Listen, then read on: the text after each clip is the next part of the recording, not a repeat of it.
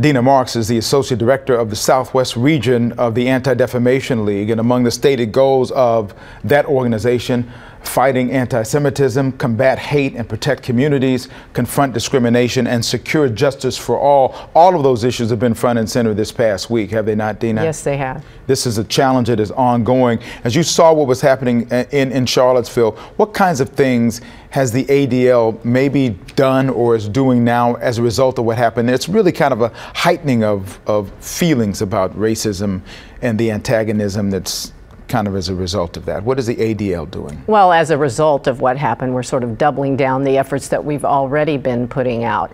We knew ahead of time that this rally was going to be a huge rally.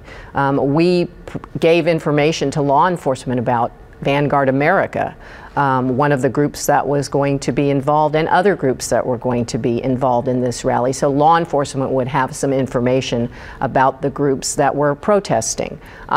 We continue to provide information to law enforcement, and then we're doing all sorts of things, including putting out curricula that deal with how to talk to children about what happened. We are asking for the Department of Justice to do a thorough investigation of what has gone on. We are asking the President to create a task force in Congress to work to investigate the rise of hate in this country and to combat it. This Vanguard group you were talking about, is this a known group that you have on your radar about what they do, and are they a racist group? Or what is their... They are a white supremacist group. They are on our radar. They have been active in the Houston area. Last month, they put flyers on 2 local synagogues. The month before that, they were involved in a rally at the Sam Houston statue. So they're here, but they're all over the country, and they have been increasing their anti-Semitic, anti-Jewish activity across the country. This whole thing this last week has been really nauseating to a lot of people who believe that racism has no place in this country. What is it about you, your personal story, that has you so involved in this effort to try to stamp out the bigotry that's here? Well, thank you for asking me about that, because it is very personal to me. My father fought for this country in World War II for freedom in the Navy, in the Pacific. Both my parents, but my mother especially, was involved in the civil rights movement. She worked with Dr. King.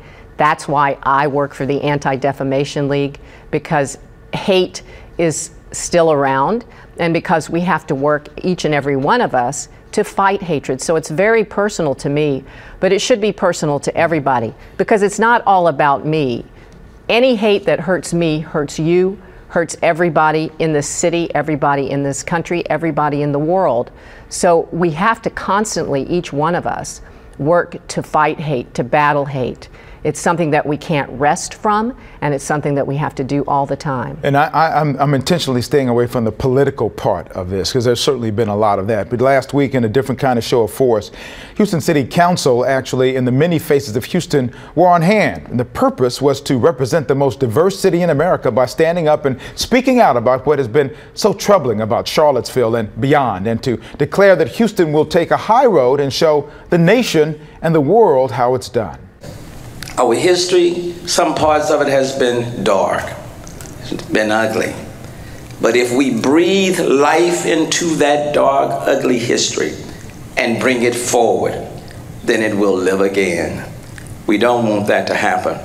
And so even people sometimes who mean well have to just settle down, and let's recognize that we are one big family, many personalities.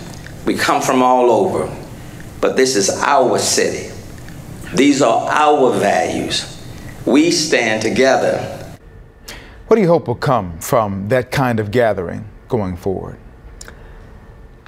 I don't just hope, I think that people will work together in the city of Houston to keep Houston from turning into Charlottesville, what happened in Charlottesville. And I don't blame the people of Charlottesville, but I think Houston is, if you look at the group of people who were standing there, what a diverse group of people. People from so many different religions, different races, different national origins, all citizens of Houston, and all standing there together to fight hatred. And I think that that sends a clear message that the people of Houston don't tolerate that sort of thing. The people of Houston won't tolerate that sort of thing and will work together to keep it out of the city.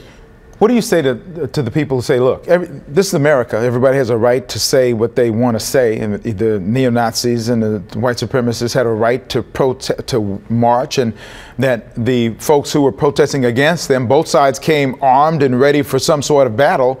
So, as the president was saying, both sides had some sort of blame. What do you say to that?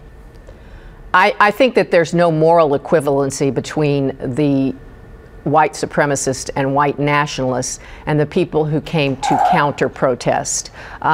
Even though you could take issue with the methods of both sides, the messages were totally different. One was a message of hatred, one was a message of exclusion, the other one was a message of love and inclusion. Talk about No Place for Hate, that program, and how it has some of the qualities in it that are going to be needed to combat this aura of hate that's in this country, that's coming to the surface now, a little bit more, it seems. Well, No Place for Hate is a program that we have in 365 schools in our southwest region, the southern part of Texas, and what that program does is it helps to create an atmosphere of respect, an atmosphere that appreciates diversity and rejects prejudice and hatred in the schools. It helps to combat bullying. It helps to make the school a warm and welcoming place where people feel safe, kids feel safe to learn.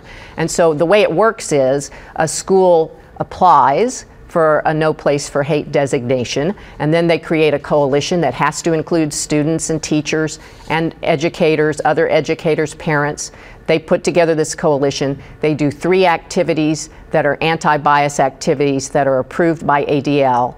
They submit proof of doing those activities to ADL, and then they're designated No Place for Hate. I want to give everybody information on the ADL, its programs in place, and how people can get involved, No Place for Hate, or find out about other activities that are going on in our community that are fighting against racism and bigotry.